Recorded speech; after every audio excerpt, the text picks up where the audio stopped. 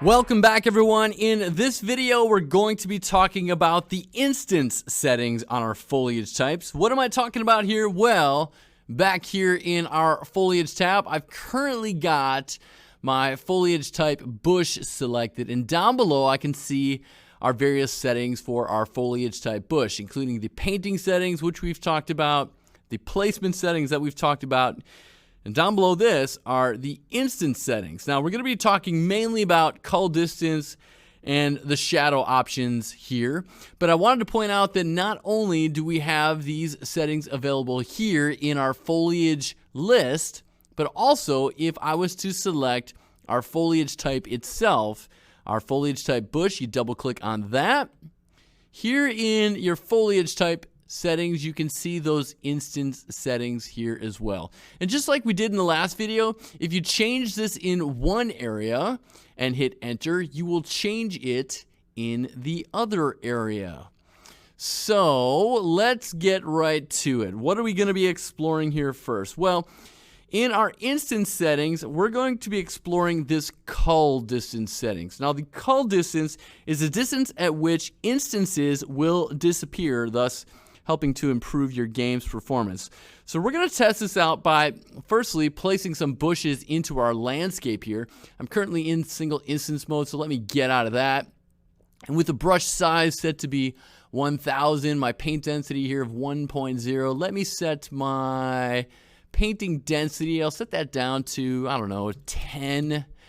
And I've got my scale min and max settings here, so I've got some small bushes and some big bushes.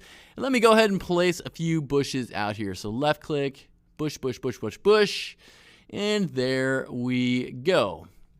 Okay, so if I scroll down under my instance cull distance settings, if I fly away from these bushes, ignore these bushes over here, by the way. These are associated with our landscape material. We're only focused on these bushes.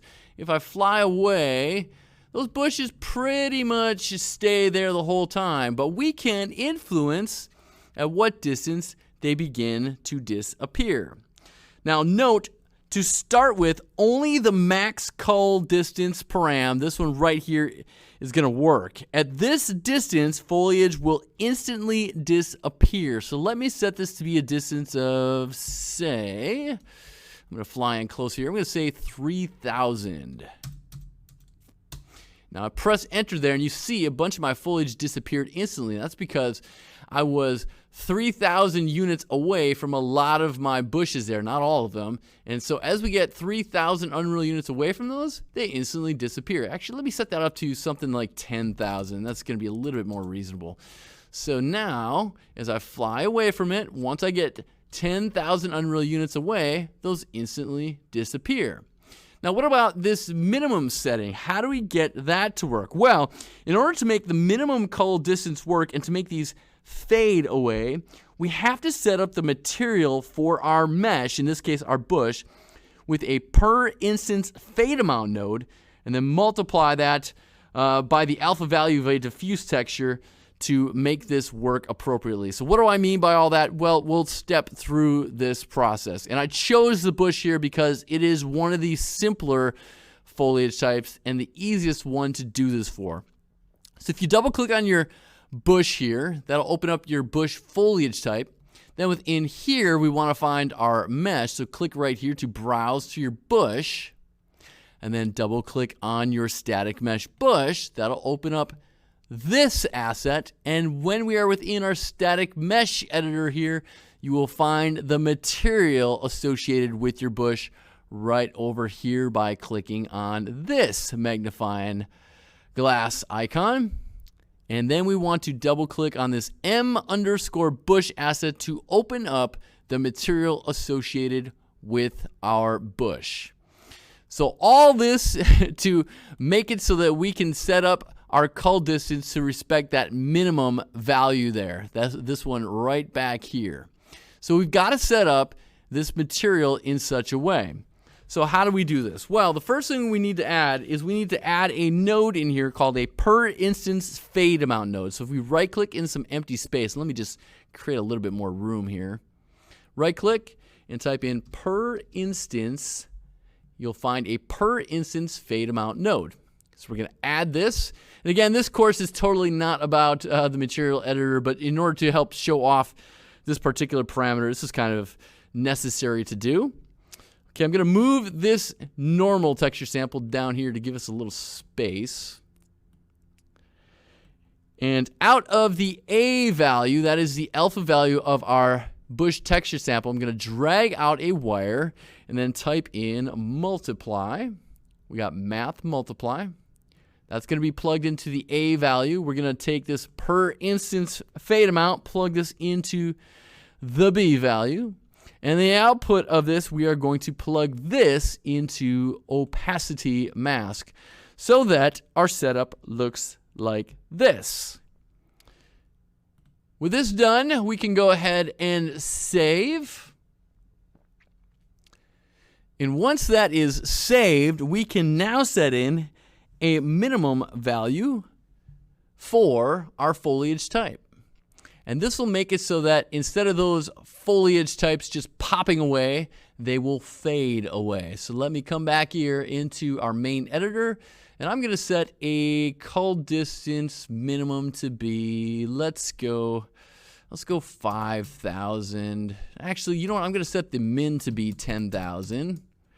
And we're going to set the max to be 15,000. So now, as I start flying away from these bushes that are placed on this snow right here, you can see how the bushes in the background are like fading away. They're not popping away.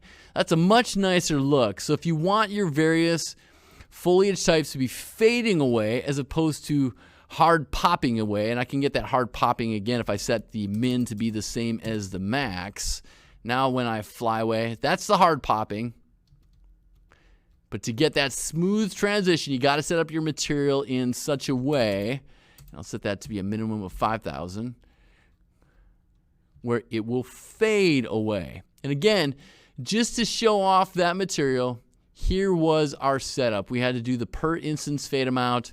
We multiplied it by a texture sample and then plug that into the opacity mask. This in settings, let's go ahead and erase our bush foliage here. I'm just gonna hold down the shift key, left click, get rid of all of our bushes, and we are going to go on to some of our shadow settings here. And for this, I'm going to uncheck our bush.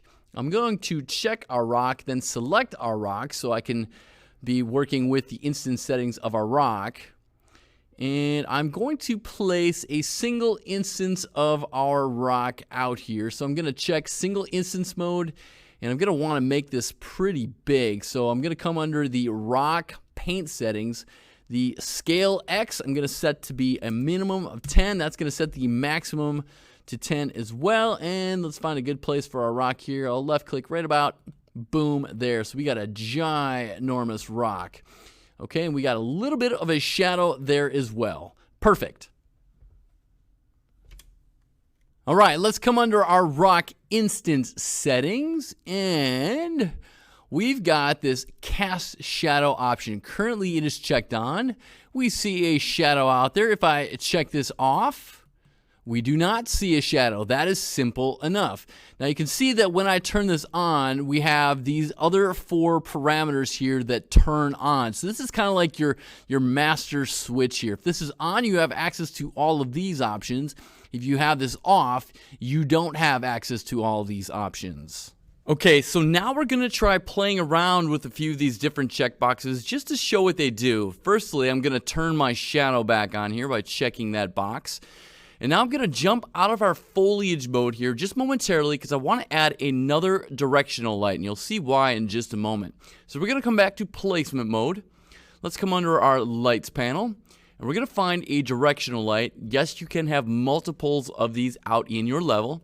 I'm just going to drag and drop one of these out here and tap the F key just to fly up on it. I want to make that icon a little bit bigger so I can identify it easier in my level. And so with this selected, I can come under the details panel and set my editor billboard scale to something larger. I'm going to set it to maybe 3 times the original size. And if I simply rotate this, I'm going to try to cast more of a shadow It's kind of projected downward. Let's go the other way with it, like that, something like that.